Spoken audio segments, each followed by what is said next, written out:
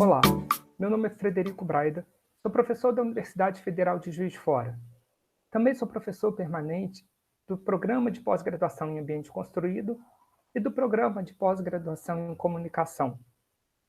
Faço parte do grupo de pesquisa Layout e também do grupo de pesquisa Ágora. É um prazer enorme participar desta quarta edição do Simpósio Brasileiro Online de Gestão Urbana. É sempre muito bom compartilhar os conhecimentos e aprender com todos neste evento. Neste ano, nós vamos apresentar o artigo intitulado As contribuições da cartografia e da iconografia para o estudo da transformação urbana do Rio de Janeiro colonial. Parte da pesquisa deste artigo vem desde os meus estudos no mestrado, no programa de pós-graduação em urbanismo. E parte foi sendo desenvolvida ao longo do tempo. Bom, este artigo ele aborda o tema da cartografia e da iconografia colonial brasileira, mais especificamente, aquelas que mencionam a cidade do Rio de Janeiro. O objetivo principal deste trabalho é evidenciar a cartografia produzida no período colonial brasileiro, em especial a de origem portuguesa, como uma das formas de registro gráfico possível e como uma fonte de pesquisa sobre o processo de formação do espaço urbano na cidade do Rio de Janeiro. Do ponto de vista metodológico, pode-se dizer que este artigo é fruto de uma pesquisa qualitativa, de caráter exploratório, cujas fontes coletadas são tanto bibliográficas quanto iconográficas. Primeiramente, no artigo, buscamos tecer considerações sobre o cenário em que se deu a expansão marítima, a qual proporcionou o descobrimento do Brasil e a fundação da cidade de São Sebastião do Rio de Janeiro. Em seguida, apresenta-se, à luz dos pesquisadores, como, por exemplo, historiadores e geógrafos, o que se entende, então, por cartografia, que é objeto desse artigo. Ao final, ressalta-se a relevância das cartas, das plantas e dos mapas tão caros a nós, arquitetos e urbanistas, bem como geógrafos e historiadores, para o estudo das cidades coloniais brasileiras, evidenciando-se como peças da cartografia que cita o Rio de Janeiro constituem-se como elementos de memória que se manifestam como importantes subsídios para a compreensão dos antecedentes das espacialidades do Rio de Janeiro que vivenciamos nos dias de hoje. Bom, inicialmente no artigo, nós damos uma contextualização, né, do que vem a ser a expansão marítima como um marco inicial. De fato, a grande expansão marítima trouxe consigo a Revolução Comercial. Não é? A Revolução Comercial, então, ela foi impulsionada pela expansão. E também transferiu do Mediterrâneo para o Atlântico o eixo econômico. Bom, a monarquia lusitana, nesse contexto, merece destaque, especialmente com a Escola de Sagres, que foi um centro de sistematização e ensino dos conhecimentos da arte de navegar, que desenvolveu sofisticadas técnicas de navegação. E com elas, vamos ver mais adiante, a produção cartográfica. Com o Renascimento, a cultura racional e científica foi enfatizada. E aí o que se tem, então, é um novo modo de vida, o qual já não era mais feudal, não era mais aquele modo de vida da Idade Média. Agora o que se tem é um modo de vida relacionado à expansão comercial, à reforma religiosa, ao absolutismo político. Certamente muitos de vocês conhecem, né, toda essa história e que funciona de fundo, então, para compreender a relevância da cartografia colonial. De acordo com Santos, quando ele fala como se deu o nascimento do Brasil, ele escreve: este país, que nos habituaram a acreditar, produzido por casualidades, nasceu pronto. Foi ocupado a partir de decisões de governo pré-elaboradas. Basta pensar nas primeiras tentativas de conciliar administração e território. Aquelas capitanias hereditárias, linhas paralelas feitas a esquadro sobre uma terra que nem se sabia como era ou o que tinha, mas que se queria disciplinada e sob controle, aumentando a glória e a riqueza dos colonizadores. Bom, quando olhamos para o Rio de Janeiro, né, devemos recuperar que, historicamente, tem sim, 1º de março de 1565, a fundação da cidade de São Sebastião do Rio de Janeiro. Inicialmente, a cidade se estabeleceu na entrada da Baía Guanabara, em um morro denominado Cara de Cão, porém permaneceu ali por apenas 2 anos, até 1567. A cidade foi transferida para o Morro do Castelo, no interior da Bahia. Essa era uma estratégia de defesa contra os ataques estrangeiros. Muito dessa história está registrada também na produção iconográfica e cartográfica, e que a gente traz também no artigo mais completo, portanto, já deixo desde já o meu convite para que leiam o artigo na íntegra. Naquela época, cabia aos órgãos superiores da administração do Império Atlântico Português governar as terras do continente americano, as nossas terras. Entretanto, os diferentes conselhos que cuidavam do Rio de Janeiro estavam distantes. Então, tecnicamente, o que se tem é um problema colocado. Como governar o território que não se conhece? Essa era a pergunta que se fazia. E aí, o que se tem é que, para os aparelhos régios do poder, isso uma citação do Alvarez, torna-se fundamental ter essa cidade tão importante diante dos olhos através de mapas e plantas. Estes instrumentos visuais forneciam a imagem, que lhes permitiu capturar a ideia dos espaços da cidade e do seu entorno, dando suporte à tomada das decisões. Diogo Romada Curto afirmou que o controle do espaço foi uma operação político-administrativa que se apoiou no conhecimento do lugar, obtido graças à produção de informações, relatórios, tabelas gráficos, notícias. Tais aquisições eram elaboradas por gente de índole prática, habituada à racionalidade, típico da época, apesar de medir e avaliar.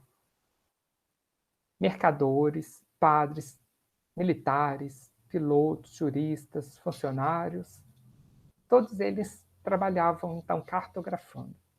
Porém, a mais importante aquisição de saberes que permitia ver o objeto repousava nos mapas, não é?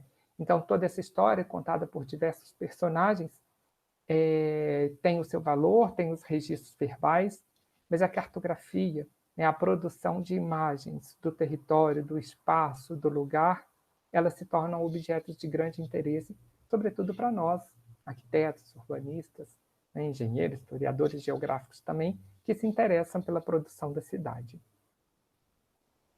Sobre a cartografia, eu trago aqui uma lembrança que Argan, primeiro fazendo um paralelo com a arquitetura e o urbanismo, Argan cita que ainda não ficou decidido se o urbanismo, especificamente, é arte ou ciência, ou sociologia, ou economia, ou política e tecnologia.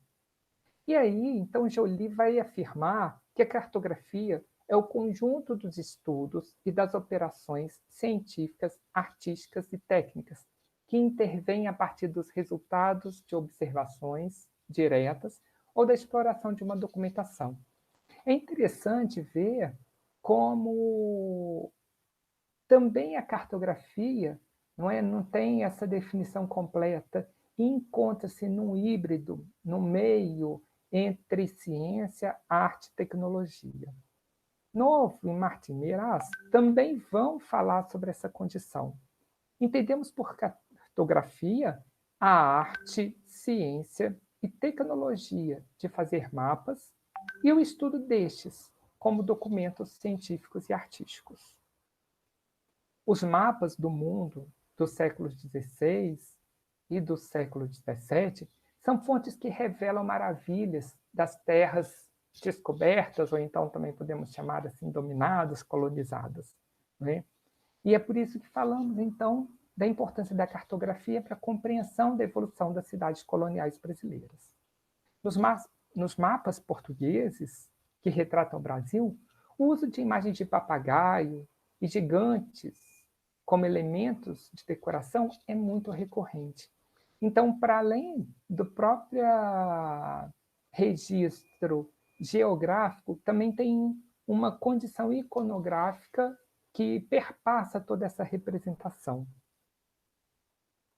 Nas palavras, de novo, de Martim Meirás, temos que a cartografia constitui-se um exemplo emblemático de uma sobrecarregada e rica decoração, nas quais se destacam as cenas exóticas e a vegetação das zonas descobertas, junto aos dourados das rosas dos ventos. E aí a gente percebe, então, essa riqueza da complementação, né, das imagens que estão ao redor dos mapas. Nos mapas também estão registrados, portanto, o imaginário dos colonizadores, a visão de mundo, né, a perspectiva daqueles que aqui chegavam e registravam essas terras.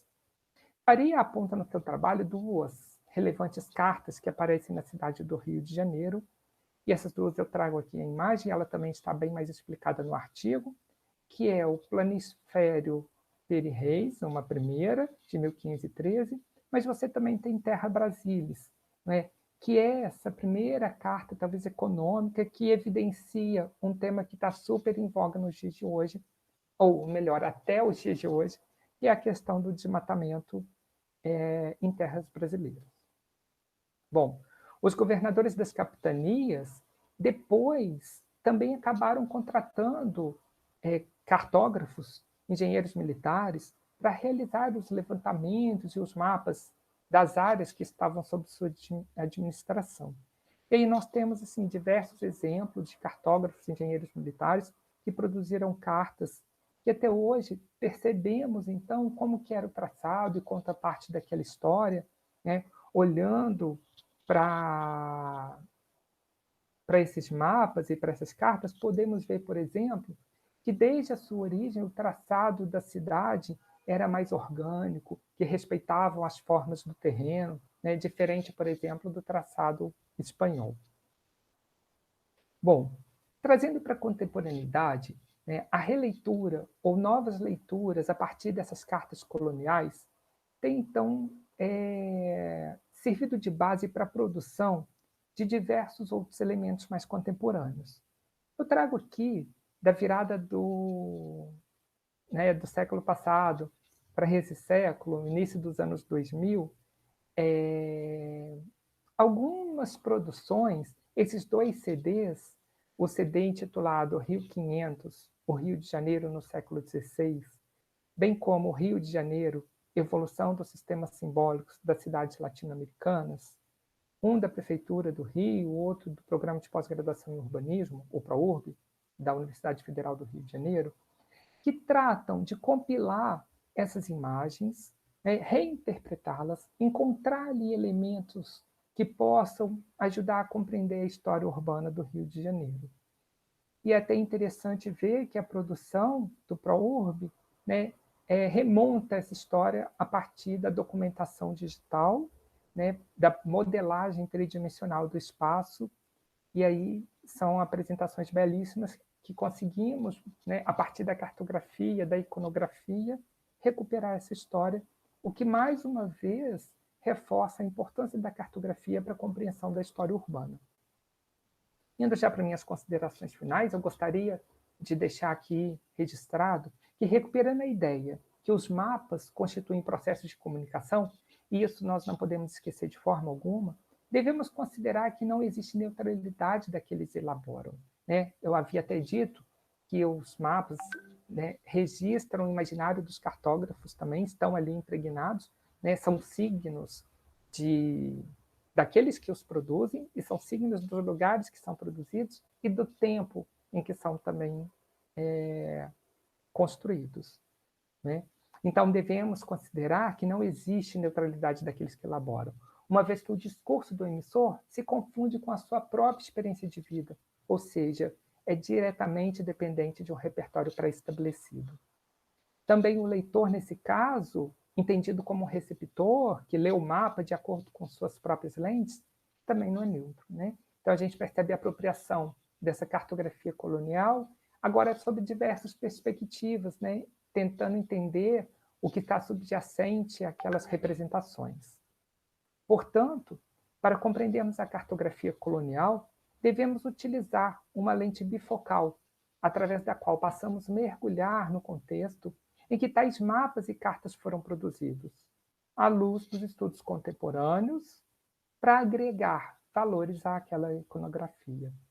Então, desde já eu deixo meus agradecimentos. Muito obrigado. Até a próxima.